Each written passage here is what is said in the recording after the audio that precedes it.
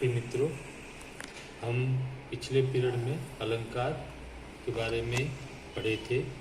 उसमें जो है पहला अलंकार अर्थालंकार था। अर्थालंकार में हमने उपमा अलंकार का जो है अभ्यास किया था। मुझे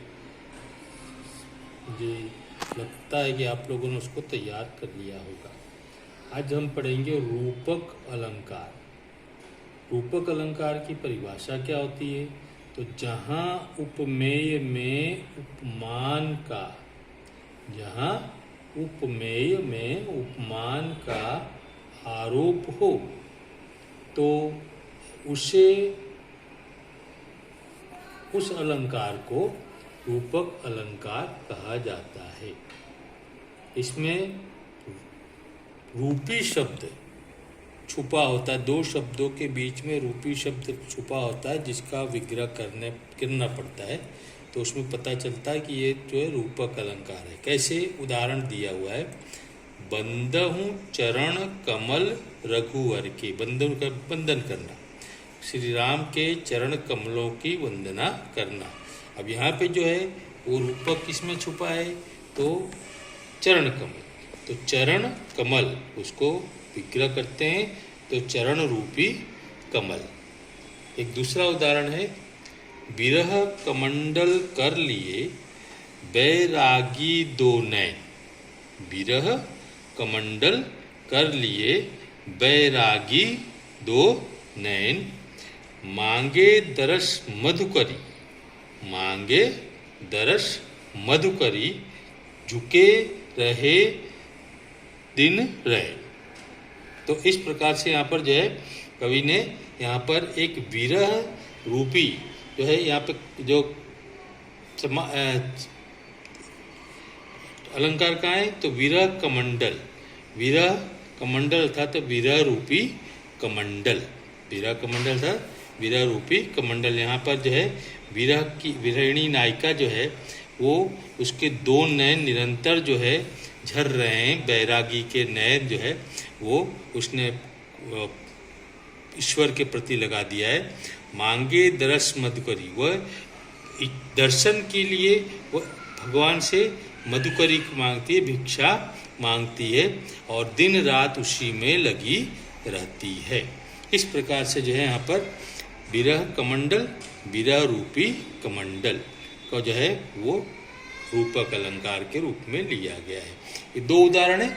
आप दोनों में से कोई एक भी उदाहरण परीक्षा में लिख सकते हो। ऊपर वाला सरल है, बंदो चरण कमल रघुवर के एक ही लाइन का लिखोगे तो भी उतना ही नंबर मिलेगा, दो लाइन के लिखोगे तो भी उतना मिलेगा। जो आपको याद हो जाए उसको लिखना है। अब तीसरा जो है अपने पढ़ेंगे उत्प्रेक्षा अलंकार। उत्प्रेक्षा अलंकार, जहाँ उपमेय की उपमान में, याद रखना जो अर्थालंकार में ज़्यादातर उपमेय उपमान की ही बात की गई है। जहाँ उपमेय की उपमान में कल्पना की जाए, जहाँ उपमेय की उपमान में कल्पना की जाए वहाँ उत्प्रेक्षा अलंकार होता है। हाँ, एक चीज़ खास उत्प्रेक्षा अलंकार में ध्यान रखने का कि इसमें जो है वो मानो, मनहु, जानो, जनहु, इव, ज्यों जैसे शब्द का प्रयोग हुआ था। जिस पंक्ति में इस प्रकार के पद का प्रयोग होता है वही जो है वो उत्प्रेक्षा अलंकार का उदाहरण होता है।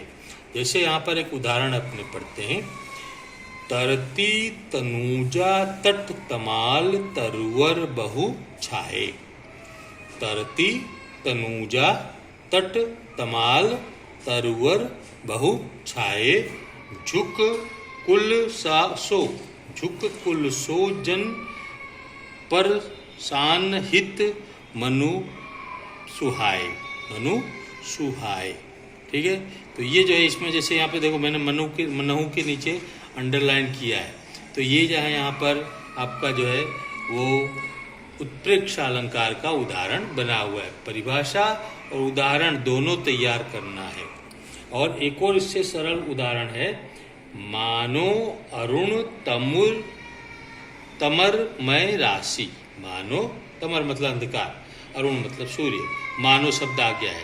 मानो शब्द आने से ये उत्प्रेक्ष अलंकार का उदाहरण है। तो एक लाइन का भी उदाहरण आप इसको लिख सकते हैं। तो परीक्षा में परिभाषा और उदाहरण ये दोनों फर्जियात है। उदाहरण आता होगा, परिभाषा नहीं लिखोगे तो फिर उसका नंबर पूरा मिलता नहीं है। इसके लिए परिभाषा और उदाहरण सब तैयार करना है। अब इसके बाद अगला जो उदाहरण अपने प्रकार है वो अतिशयोक्ति अलंकार। अतिशयोक्ति अलंकार, तो इसकी परिभाषा है जब किसी बात को बढ़ा चढ़ाकर कहा जाता है। जब किसी बात को बढ़ा चढ़ाकर कहा जाता है तब वह अतिशयोक्ति अलंकार बनता है। उदाहरण दिया हुआ है, हनुमान की पूंछ में लग न पाई आग। हनुमान की पूंछ में लग न पाई आग, लंका सिगरी जल गई, गए निशाचर भागो। यहाँ पे अतिशयोक्ति क्या है कि अभी तो हनुमान की पूंछ में आग भी नहीं लग पाई थी कि जो है पूरी लंका जल गई, और पूंछ नहीं जली और लंका जल गई और उसके निशाचर भाग गए। तो इस प्रकार से निशाचर राक्षस, तो इस प्रकार से जो है यहाँ पर बढ़ा चढ़ा करके किसी बात को बहुत अधिक बढ़ा चढ़ा करके कहा गया है। दूसरा एक उदाहरण है, पानी परात को हाथ छुओ नहीं। पानी परात को हाथ छुओ नहीं, नैनन के जल से पग धोए। क्योंकि पानी के अंदर रहे हुए परात को जो है हाथ अभी लगाया ही नहीं, लेकिन आंखों से नैन इतने झरते हैं कि जो है सामने वाले के पैर धुल जाते हैं। कहने का मतलब सुदामा और कृष्ण का प्रसंग है। जब सुदामा जी जो है वो कृष्ण से मिलने जाते हैं और बहुत तकलीफ में रहते हैं, तब वो खाली वहाँ जाते हैं, कृष्ण उनका पैर छूते।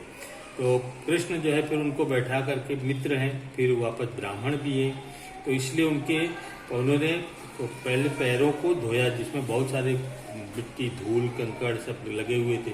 तो उनकी दुर्दशा को देख करके पानी के परात को भी हाथ भी नहीं लगाया, तब तक उनकी आंख से इतने जल गिरे कि उनके पैर धुल गए। तो इस प्रकार दोनों में देखो, कोई नए आंख से किसी का जल पैर नहीं धोया जा सकता।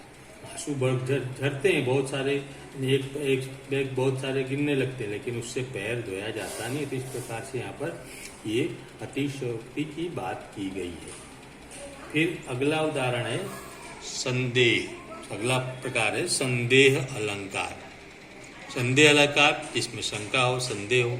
तो जैसे यहाँ पे उदाहरण परिभाषा दी है, जब प्रस्तुत वस्तु से अप्रस्तुत वस्तु का, जब प्रस्तुत वस्तु से अप्रस्तुत वस्तु का संदेह हो तो वहाँ संदेह अलंकार होता है, उसको संदेह अलंकार कहते हैं। यहाँ पर एक उदाहरण दिया है, सुंदर उदाहरण है, सारी बिच नारी है कि नारी बिच सारी है। सारी बिच नारी है कि नारी बिच सारी है, नारी ही की सारी है। नारी ही की सारी है कि सारी ही की नारी है।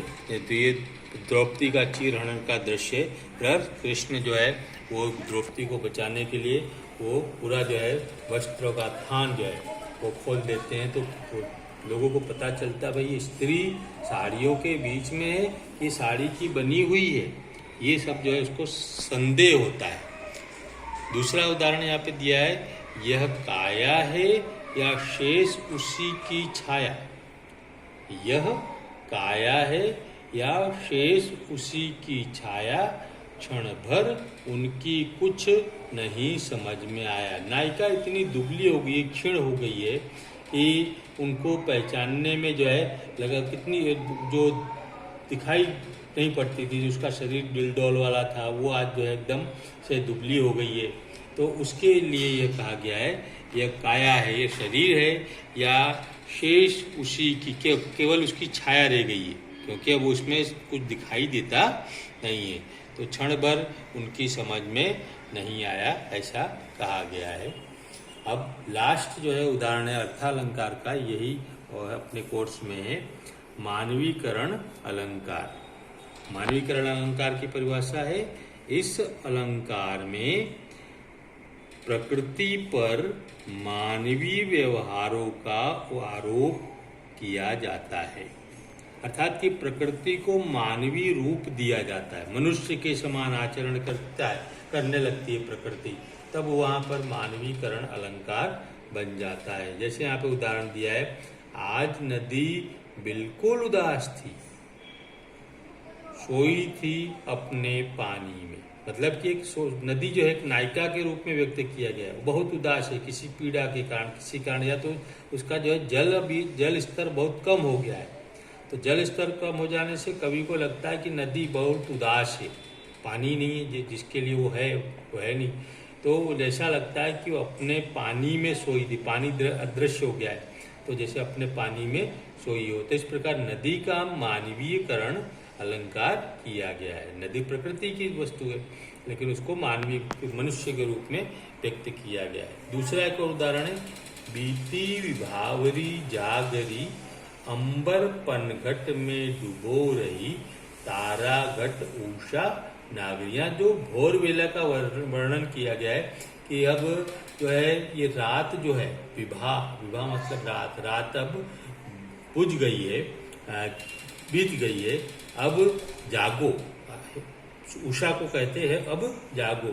अंबर पनघट में डुबो रही, आकाश को जो है पूरे अपने पनघट में, अब जो दृश्य सामने दिख रहा है, आकाश जो है वो नदियों में, जलाशयों में उसका स्वरूप दिख रहा है। तारा घट उषा नागरी, तारों के समूह की उषा का समूह है ना, वो जो है उसको जागने के लिए कवि प्रेरित कर रहा है। धन्यवाद। इतना अर्थालंकार में इतने ही अलंकार पढ़ने हैं, लगभग ये पांच हो गए हैं, तो 5 अर्थालंकार में और 5 ही शब्दालंकार में अपने पढ़ेंगे, जो अगले पीरियड में पढ़ेंगे। इतना आपको अपनी नोटबुक में, देखो ग्रामर की नोटबुक में छंद भी लिखना है, समास भी लिखना है, और ये अलंकार जो लिखा रहा हूँ वो भी लिखना है। उसके साथ साथ मैंने केवल अभी 2 पाठ पढ़ाए हैं पद्य में, उन दोनों पाठों के स्वाध्याय भी आपको लिखना है, ठीक है, तो उसकी तैयारी आपको करनी है। धन्यवाद।